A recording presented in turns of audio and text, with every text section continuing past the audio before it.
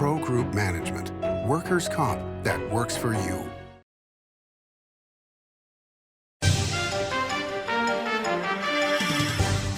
Welcome to Nevada Newsmakers on the broadcast today. In the middle of a controversy, Lieutenant Governor Stavros joins us for the whole show on an all-new Nevada Newsmakers. When in Carson City, Nevada Newsmakers records in the conference room of the Nevada Builders Alliance. Coverage of the 2025 legislative session is brought to you by Pro Group Management, workers' comp that works for you. NV Energy, proudly serving Nevada, providing electricity to 2.4 million electric customers. The Retail Association of Nevada, looking out for business. And by Story County, helping build Nevada's future. A power line is more than a power line. It's maintaining the bottom line for small businesses. It's keeping the assembly line moving for our workforce. For our brightest minds, it's meeting a deadline. It's on the front line with our heroes. And on the sidelines of the biggest games. It's a direct line to our loved ones. And it's a lifeline for the most vulnerable. There's a lot on the line. Meet Nevada Health Link, Nevada's official health insurance marketplace. Your link to savings, selection, free assistance, and name brand health insurance, where 90% of enrollees lower the cost of their monthly premium. Everyone deserves access to quality health coverage, no matter your income or family size. Visit NevadaHealthLink.com. A few minutes could save you hundreds of dollars per month. Nevada Health Link. Our plans are made for your plan. Pro Group Management specializes in providing industries with the necessary components to satisfy and exceed workers' comp requirements. Every business has unique needs and specific regulations. Pro Group Management stays ahead of the curve, providing up-to-date services to keep your industry in top form. Discover how we simplify your tasks, improve efficiency, and reduce expense to keep you moving in a positive direction. Pro Group Management, workers' comp that works for you. This is Nevada Newsmakers with host Sam Shad, a no-holds-barred political forum. Now, from the Nevada Newsmakers broadcast headquarters, here is Sam Shad. And back on Nevada Newsmakers, coming to you from Carson City. We're at the home of the Nevada Builders Alliance, and we're delighted to welcome back to the program the Lieutenant Governor of the great state of Nevada, Stavros. I'm going to guess that you are running for re-election, even though you are not able to make the official announcement yet. Well, great to be with you, Sam. You're always a great American, and it's nice to spend some time with you. And if we're going to start off with that, I am running for re-election, absolutely. All right, well, we broke some news right off the bat. Yes. Just for those that may not know, you were 29 years at Metro. You also served on the Board of Regents. You were on the Las Vegas City Council for 3 terms. And then since 2022, you've been Lieutenant Governor. And you're right in the middle of some controversy that has occurred on this program as well as in other places. So let's start with that so we don't have the 800-pound gorilla in the room with nobody addressing it. You've received a lot of notoriety with your task force for women's sports, which appears to want to ban transgender athletes from women's sports. How big of a problem is this in Nevada in high school sports? Do you know how many transgender athletes now compete in women's high school sports?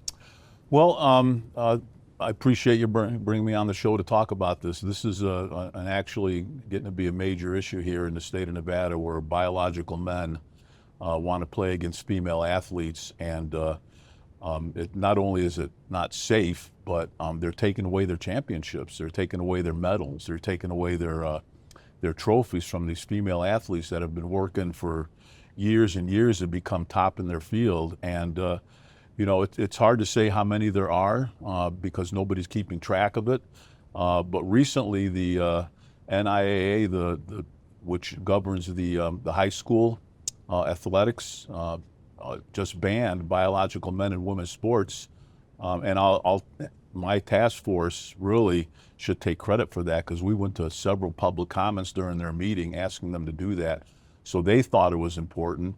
And really, you know, it doesn't matter what the number is. Can you imagine a female athlete and the parents of that athlete that have been working for years and years and years, going to practices, going to games, becoming almost perfect in their particular sport, whether it's volleyball or golf or soccer, and they reach the epitome of their game, they're ready to host a trophy or really go to college or go to the Olympics, and then a biological man comes along and competes against them, and really 100% of the time when a biological male plays against a female athlete, they're going to win and to take that away from them. If that happens one time to a Nevada and a female athlete and to their parents, that is an absolute shame, and that's what we're trying to stop. So I know it's more than one. UNR volleyball team, they decided they weren't going to play against a biological man during an NCAA volleyball game against San Jose State. They just weren't going to do it.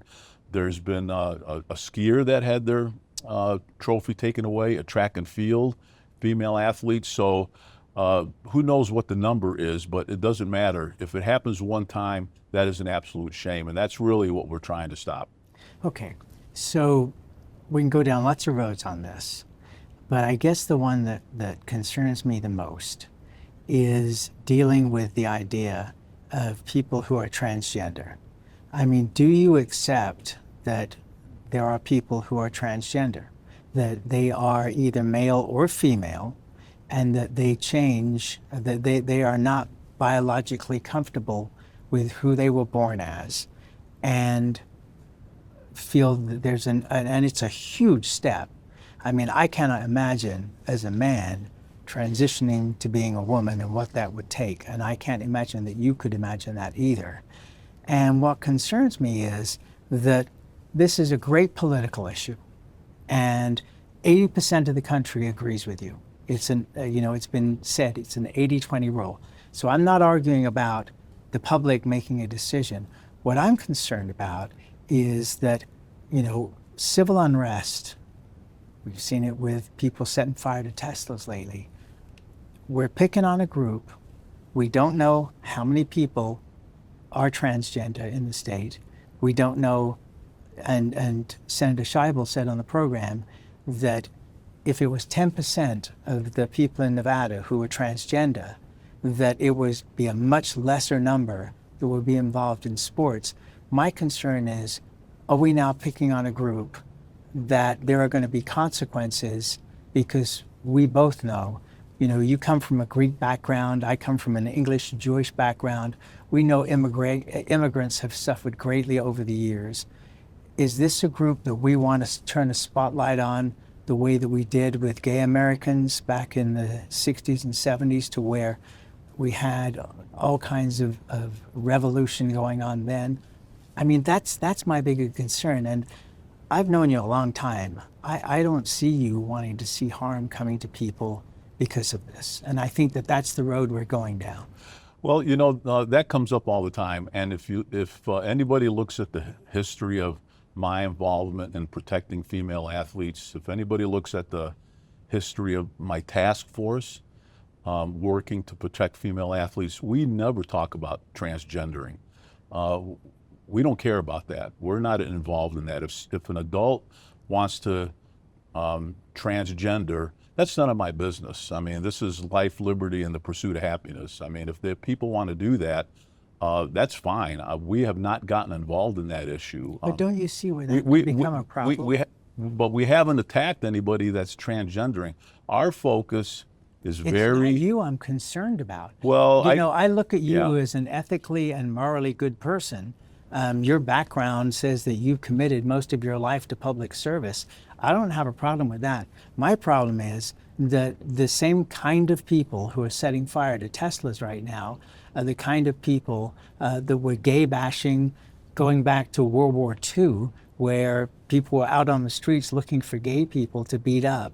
And now, if somebody is potentially seen as transgender, that they are now going to be a target. Yeah, I mean, again, our focus is on biological men who want to play in women's sports. That's it. We have had rallies trying to ban biological men from playing in women's sports because it's not fair, it's not right, and it's not safe. If somebody showed up at one of my rallies and said, let's ban transgender people, let's attack transgender people, they would be forcefully removed from that rally. This is not what we're about. And that's what people seem to, they want to muddy the water a little bit. We're strictly focused on protecting our female athletes. If a biological man who is transgendering to a female wants to play in sports, let's figure out another way for them to do that. But they should not be playing against female athletes because they're taking away their trophies, they're taking away their scholarships, they're taking away their opportunities. And people who lack courage to stand up for these female athletes is an absolute shame. And that's why I put this task force together, because we had a lot of people that wanted to stand up for these female athletes. The task force has female athletes who have played against biological men and not only have been hurt, but have taken their trophies away from them. That's terrible. Okay, we have parents. Okay, so we have hang parents. on. So that's why I'm not here to talk about the transgender issue. That is a whole different topic. That's for somebody else to talk about. I'm not going to get involved in that. I'm not. It's none of my. Really, it's none of my business.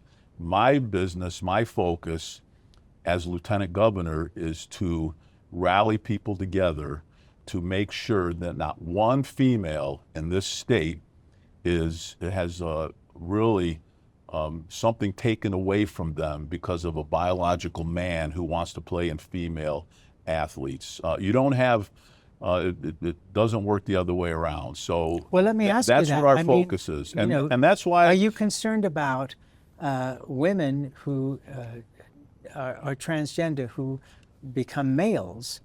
Do you have a problem with them being in sports? Yeah, they can play in the female section. So there is no example of a female transgender or a male transgendering to a female who is playing in male sports. I mean, or the other way around. The other way around is what I'm referring to. That has never happened because of a female. Are you sure it's never happened? We at this point don't know how many transgender people, let alone transgender people playing in sports. But a female playing in men's sports is going to lose. That's a fact. They're not going to win.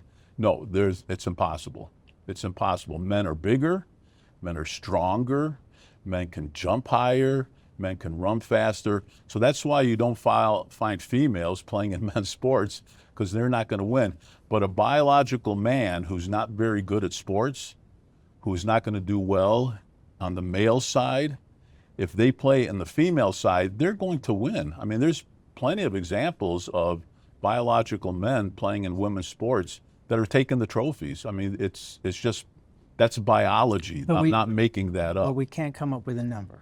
But all right, let me ask you. There isn't any. Okay, and that's part of my point here. Yeah. The Nevada for Equal Rights Committee, which supports LGBTQ rights, has filed an ethics complaint about you, alleging you are misusing state resources for your task force to protect women in sports.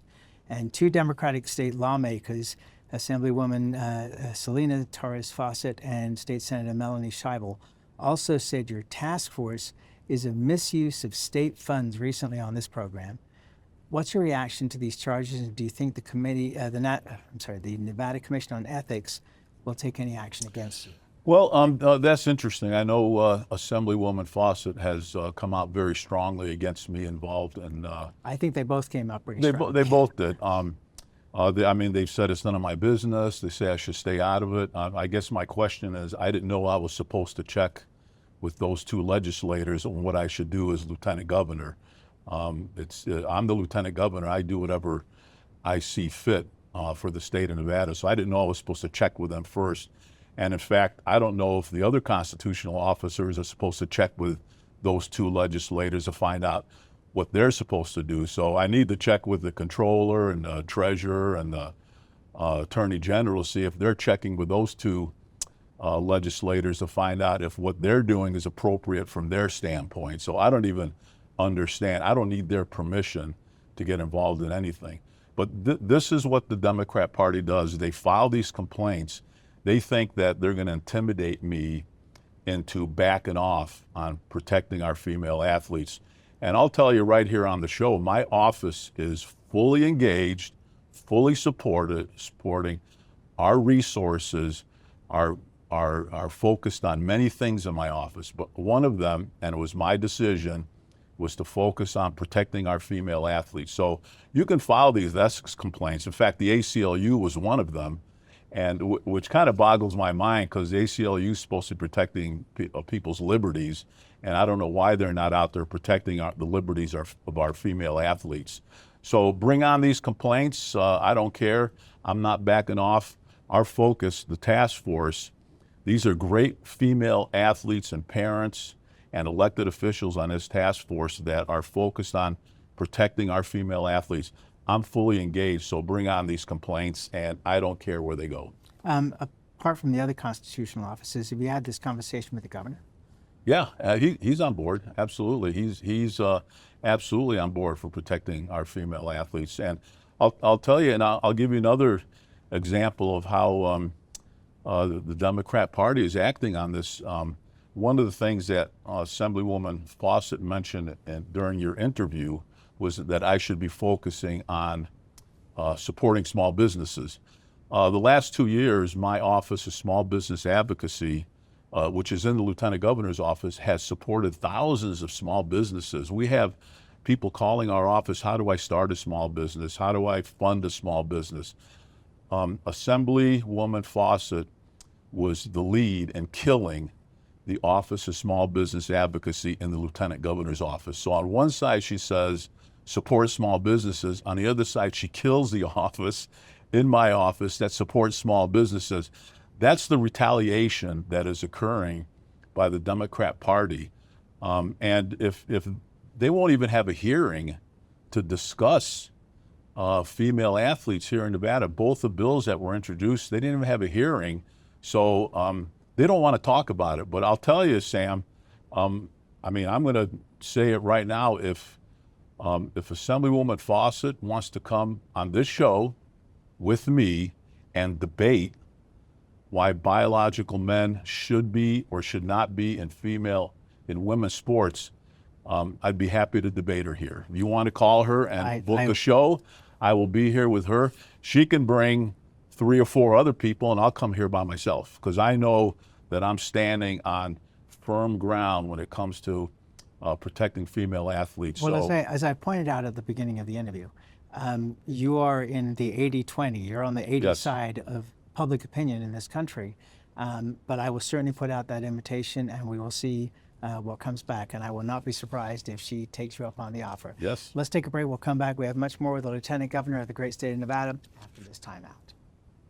Like a traditional handmade basket, retail is woven into the fabric of life in Nevada. From big box to mom and pop, retail supports our communities in countless ways. Jobs for the disabled, team uniforms for kids, help for the elderly, and so much more. Retail employs over 1 in 10 workers. Retail supports Nevada, and we support retail. RANNV.org. Welcome to Story County, where history meets innovation, and a pioneering spirit continues to shape our future. At the heart of the Tahoe Reno Industrial Center, we power the future with global leaders in technology and manufacturing, driving progress that reaches far beyond our county lines. From advanced manufacturing to tech innovation, our industries are creating thousands of quality careers, fueling a vibrant economy that benefits every Nevadan. But it's more than just growth. Our community is our foundation, supporting families, empowering local initiatives, and creating a place where everyone belongs. Be part of a legacy built on bold ideas and boundless possibilities. Join us in building a brighter future right here in Story County. Story County, helping build Nevada's future.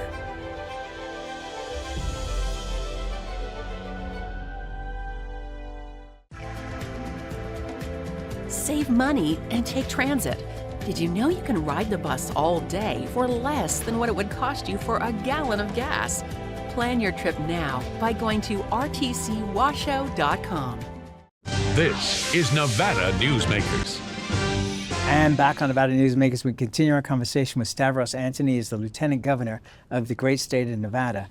You had SB 55, which did not survive, but it was an agritourism bill. And it kind of made me think of medical tourism, which of course died a death because, as Shelley Berkeley put it, the mayor of Las Vegas, that wasn't going to fly when we don't have enough doctors for taking care of the people we have in Nevada. But what was agritourism all about? So, as you know, my first 2 years as Lieutenant Governor, I traveled all over the state of Nevada. I mean, I went to Elko, Winnemucca, Wells, and I spent a lot of time talking to ranchers and farmers. And one of the things that they brought up was, and even here in the Reno-Sparks area, said, you know, we'd like to do some tourism on our property. We'd like to bring people on our property and ride horses, look at the cows with the sheep, show them what we do as ranchers, what we do as farmers, really let people know how we feed, you know, really the world. And we can make a little money off of it, one thing, but we can show people what we do. But it's very difficult to do it because of liability issues, because we're not marketers of tourism. So, I'm the chairman of the Nevada Tourism Commission. Let me see what I can put together. So I put together the bill that you mentioned, SB 55, which created an agriculture tourism kind of a program in the state of Nevada, and we're only one of 11 states in the country that doesn't have agriculture tourism program. And what it did, it would create the program so it says from the state of Nevada that this is important to us. It dealt with liability issues. So if you walk onto a cow patch and you twist your ankle, as long as you put signs up, you're walking at a cow patch, you can't get sued for $500,000. And it provided some grant funding for these ranchers and farmers that started. And I put the bill together. I thought it was a great bill, but getting back to the women's sports things, the Democrats killed that bill specifically because of my stand on female athletes. That's the reason why they killed it. I know that for a fact. And it is terrible that they would the Democrat Party legislators would throw ranchers and farmers under the bus because of my stand protecting female athletes. This is something that was nonpartisan. It helped ranchers with tourism. Our number one industry in Nevada is tourism, and it's very unfortunate. But I'm going to go back to the drawing board and see if the commission can do something to support our ranchers and farmers, because they're the cream of the crop of our state. All right, let's take a break. We'll come back with more with the Lieutenant Governor after this timeout.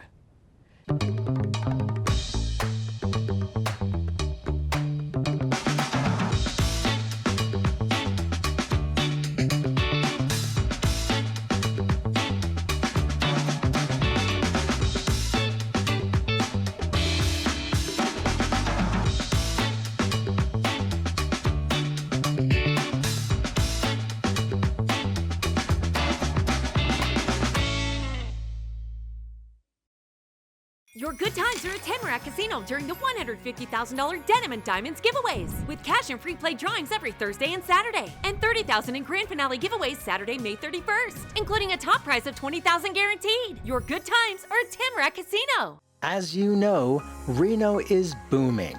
Toll's Development Company is helping it grow with insightful design and development, building community with every project, adding beauty, adding excitement, emphasizing our shared humanity. Reno is becoming bigger. Toll's development is helping it become better, more livable, more enjoyable. To learn more, go to tollsdevelopment.com. tollsdevelopment.com. The trucking industry is the most resilient link in the supply chain, moving 95% of our freight in the Silver State. And while essential, the road isn't always smooth. Supply chain disruptions, rising fuel costs, and unrealistic rules and laws that hamper our ability to serve our customers and country, our prosperity, and every sector of the economy Manufacturing, mining, medicine, and food from farm to table is tied to trucks. There's nothing without trucking. This is Nevada Newsmakers. And back on Nevada Newsmakers, we continue our conversation with Stavros Anthony. He's the Lieutenant Governor of the great state of Nevada. We've got about a minute left here. Is it possible for a Republican Lieutenant Governor to get a bill passed by the Democratic-controlled legislature, period? Well, I introduced three. Mentioned the Office of Small Business Advocacy, that was killed. Mentioned agriculture, tourism bill, that was killed. And then I actually had another bill, again, very bipartisan. This had to do with my chair of the Nevada Outdoor Recreation Advisory Board. I put a bill in that would make it mandatory that every kid in school had 20 minutes of outdoor recreation during the school day to get outdoors. I thought this was completely bipartisan. The Democrats killed it. So I know for a fact that a lot of it had to do with my stand on protecting female athletes. It also had obviously to do with I'm a Republican. So to answer your direct, that's a perfect example of they're not going to support anything that I submit as the Lieutenant Governor, which is unfortunate because I'm also the President of the Senate. Okay. So you think that would be kind of part of it. We're out of time, but I will extend the invitation to the Senator and the Assembly member to see if they would like to come on and debate you, and we will see what comes out of it. I thank you so much for doing this today. I appreciate it. Always great to be with you. Thank you, sir, and we'll be right back. Carson Valley Inn, it's your place for the good times. Carson Valley Inn.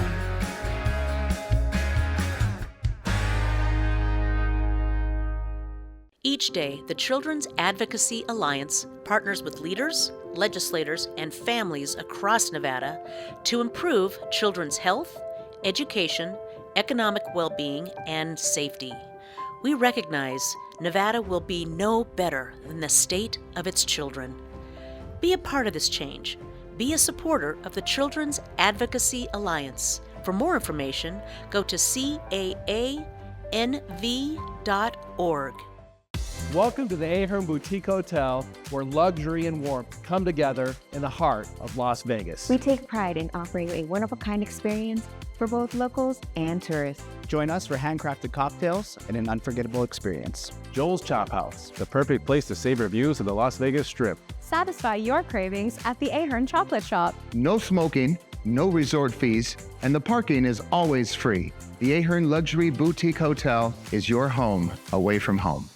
When in Carson City, Nevada Newsmakers records in the conference room of the Nevada Builders Alliance. Coverage of the 2025 legislative session is brought to you by Pro Group Management, workers' comp that works for you.